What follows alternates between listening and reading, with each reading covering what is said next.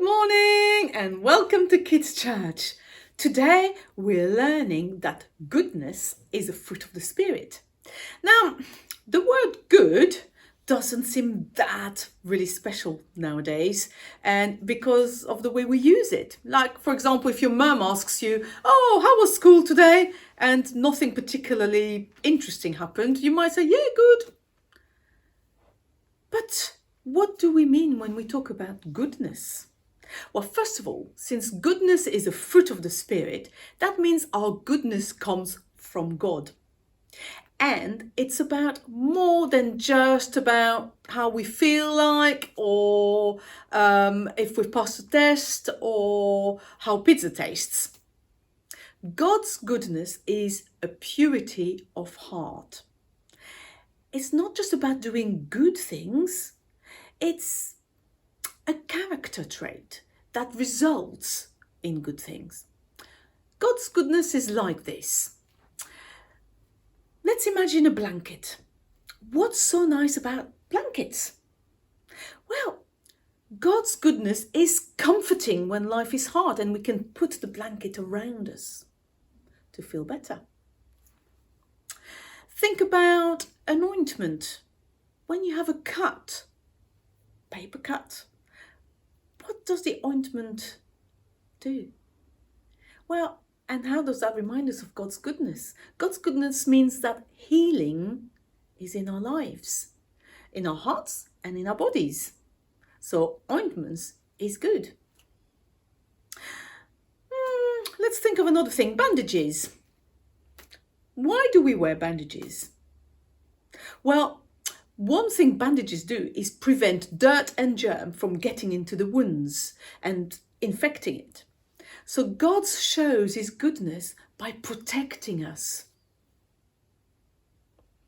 Now, another type of bandage, the elastic bandage. Have you seen anybody wearing one of those? And how do you think it helps? You see, when you need an elastic bandage, you wrap it tightly around the part of you that's injured. And you know what? God's goodness is like that, wrapped around us all the time. Now, something you don't expect, a donkey. What do donkeys do for people? Well, of course, now that we have cars, we don't use donkeys very often. But in the Bible, donkeys were used to carry people, so they wouldn't have to walk far distances. And God's goodness is like that. It lifts us up and eases the burden of our lives.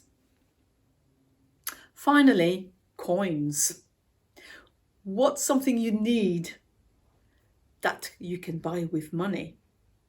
We need money to get food and shelter, and God provides for us because he is good.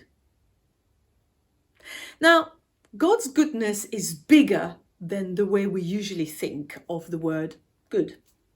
It's full and wonderful. So let's see how God's goodness comes out through our lives, because goodness is a fruit of the Spirit. Let's listen to this week's story, the Good Samaritan. Luke chapter 10 verses 30 to 35.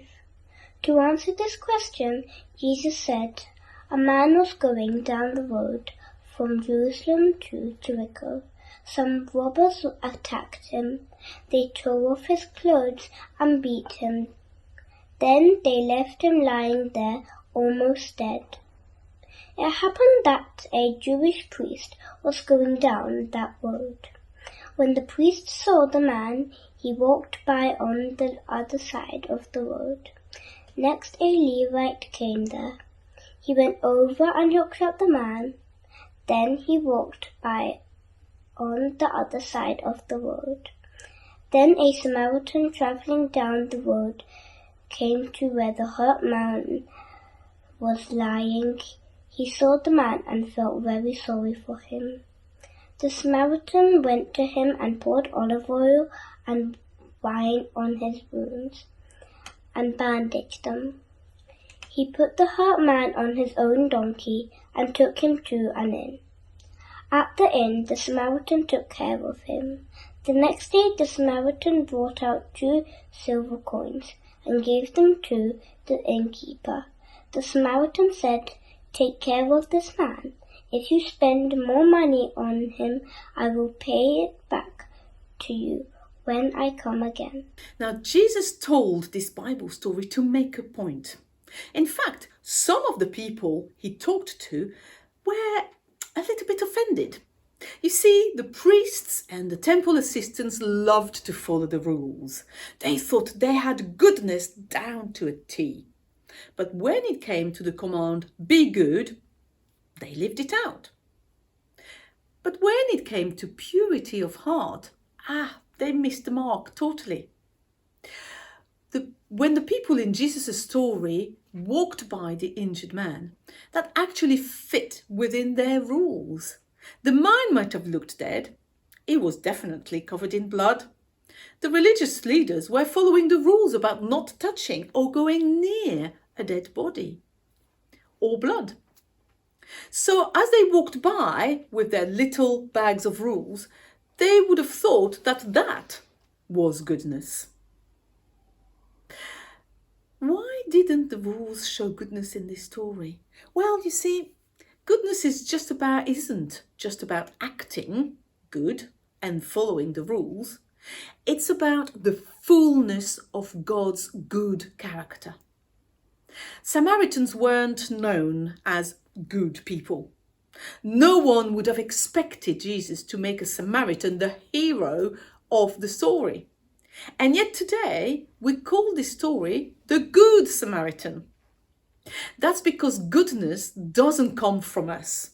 Goodness is a fruit of the Spirit. It doesn't happen by being good or carrying a bag of rules. It doesn't come from trying really, really hard on our own to always do the right thing. It comes from God. Just like we shared God's goodness earlier on this morning, we can now put it into action.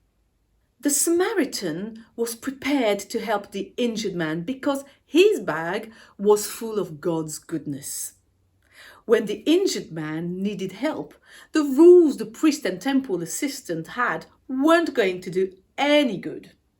But the Samaritan, full of God's goodness, was able to stop and help. Maybe you don't think that you are a very good person. Great, well, you're just like the Samaritan, not known for being good. But God has given you a backpack full of His goodness, and He's ready to help you show His goodness to others. Goodness is a fruit of the Spirit.